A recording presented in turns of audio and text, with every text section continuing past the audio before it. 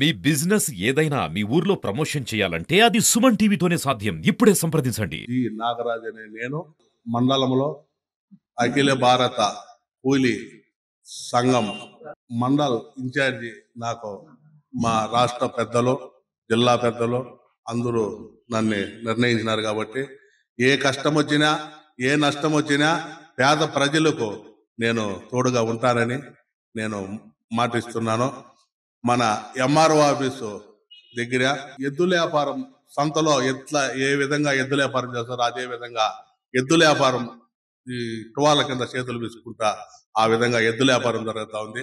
వాటినంతా ఖండిస్తామని మేము అండగా ఉంటామని ఒక పోలీస్ స్టేషన్ దగ్గర కానీ, ఒక ఎంఆర్ఓ ఆఫీస్ దగ్గర కానీ, ఒక ఎండిఓ ఆఫీస్ దగ్గర కానీ అంతా సంతల్లో పోయి చీమావులు, ఎద్దులు, ఆవులు ఏ విధంగా వ్యాపారం చేస్తాం ఆ మాదిరితో వ్యాపారాలు పట్టినారు కాబట్టి అవంతా ఈ రోజు నుంచి ఖండిస్తామని, మేము పేద ప్రజలకి అండగా ఉంటామని నేను ఈ రోజు నా మనస్ఫూర్తిగా మాటిస్తా ఉన్నాను.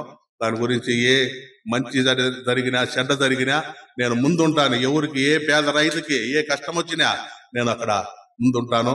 నాకు విషయం తెలిస్తే నేను అక్కడ ఆఫీస్ దగ్గర ఉంటాను. ప్రతి ఒక్కరికి న్యాయం చేకూరుస్తానని మరీ కోరుతున్నాను. సిటీ వెంకయ్య, అఖిల భారత రైతు కూలీ సంఘం రాష్ట్ర ఉపాధ్యక్షులు.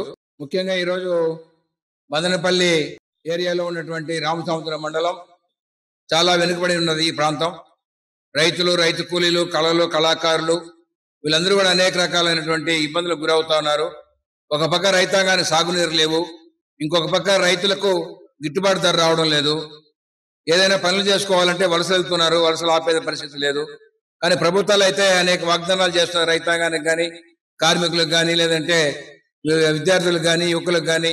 ఇవన్నీ కూడా పరిష్కారం కాకుండా అనేక రకాలైనటువంటి ఇబ్బందులకు గురి చేస్తా ఉన్నారు. అందుకని పోరాటాలే సరైనది తప్ప పోరాటాలు లేకుండా ఏ సమస్య పరిష్కారం కాదని కమ్యూనిస్ట్ పార్టీగా మేము నమ్ముతాము. అందుకని ఈ ప్రాంతంలో ఉన్నటువంటి ప్రజలందరినీ కూడా రైతులు, రైతు కూలీలను, కళాకారులని, అలాగే విద్యార్థుల్ని, యువకుల్ని అందరినీ కూడా ఉద్యమాల వైపు తీసుకురావడానికి ఈ ప్రయత్నం చేశాం. ఈ రోజు రామసముద్రం మండలంలో ఉన్నటువంటి నాగరాజు గారు, అలాగే మా కె నారాయణ గారు, అలాంటి వేట్లపల్లి వెంకటరమణ గారు ఈ ప్రాంతంలో 10 రోజులుగా శ్రమించి ఈ కార్యక్రమాన్ని రూపొందిస్తే కొన్ని అదృష్ట శక్తులు ఈ కార్యక్రమాన్ని జరగనీయకుండా చేసినాయి. వాళ్ళు అందువల్ల ఉద్యమాలు అయితే ఆగిపోవు, ఎప్పుడు కూడా ఉద్యమాలు ఆగుతాయనేది మాత్రం వాళ్ళ భ్రమ మాత్రమే తప్ప ఉద్యమాలు ఏ పరిస్థితులు నాకు సమస్యలు తన్నుకొని వస్తున్నాయి. ఈ ప్రాంతంలో సమస్యలు, సాగునీటి ఉద్యమాల కోసం పెద్ద ఎత్తున రైతాంగాన్ని కదిలించబోతున్నాం. అలాగే కళాకారులు ఈ రోజు జీవన వృత్తి లేకుండా కళాకారులు చేస్తున్నారు. వాళ్ళందరికీ కూడా 60 సంవత్సరాలు నిండినటువంటి వాళ్ళకి పెన్షన్లు ఇవ్వాలి. రైతుల్లో పనిచేసినటువంటి 60 సంవత్సరాలు దాటిన వాళ్ళకి కూడా, రైతు ఉద్యమాల్లో పనిచేసినటువంటి వాళ్ళకి కూడా పెన్షన్లు కావాలని చెప్పి, అలాగే డప్పు కళాకారులు, అనేక రకాలైనటువంటి కళాకారులు ఈ రోజు అనేక రకాల ఇబ్బందులు గురి చేస్తున్నారు. వీళ్ళందరినీ కూడా రాబోయే రోజుల్లో కమ్యూనిస్ట్ పార్టీ ఉద్యమాల వైపు తీసుకురావడానికి మేము కృషి చేస్తామని చెప్పేసి ఈ సందర్భంగా ఉన్నటువంటి అందరికీ కూడా తెలియజేస్తూ అందరినీ ఉద్యమాల వైపు రావాల్సిందిగా కోరుతూ సెలవు. అఖిల భారత రైతు కూలీ సంఘం చిత్తూరు, అన్నమయ్య జిల్లాల అధ్యక్షుడు. నా పేరు ఉమాపతి నాయుడు. అనేక వెనుకబడిన ప్రాంతాల్లో అయితే పడమటి ప్రాంతాల్లో ఎక్కువ వ్యవసాయం మీద ఆధారపడి శ్రమజీవులై జీవిస్తున్నారు.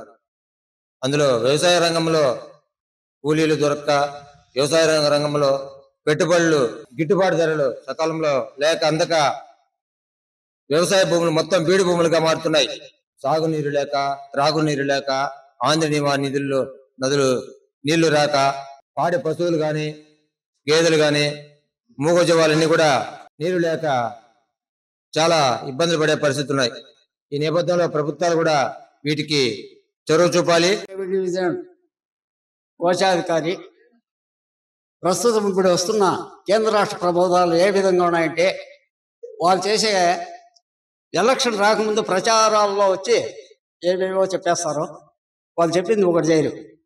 వాళ్ళు ఎక్కడెక్కడో కార్పొరేటర్ల వైపు చూస్తున్నారు. కానీ ఏ మూల ఏ ప్రాంతంలో ఏమున్నది, ఏ ఆఫీసులో ఏ పేదవానికి ఏం జరుగుతుంది, ఇవే ఎవరు కానీ వాళ్ళు దృష్టి పెట్టలేదు, దానిపై దృష్టి పెట్టలేదు.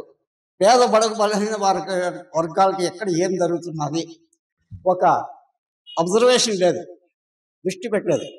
కేవలం మేము పెద్ద పెద్ద కంపెనీలు తీసుకొస్తున్నాము, ఆ ప్రాజెక్టు కడతాము, ఇవి చేస్తున్నాము, అవి చేస్తున్నామని అర్ధ కాలం టైం వేస్ట్ చేస్తూ ఉన్నారు. కానీ పేద ప్రజలకి ఎంఆర్ఓ ఆఫీస్ పోతే ఏం జరుగుతుంది, పోలీస్ స్టేషన్ పోతే న్యాయం జరుగుతుంది లేదా?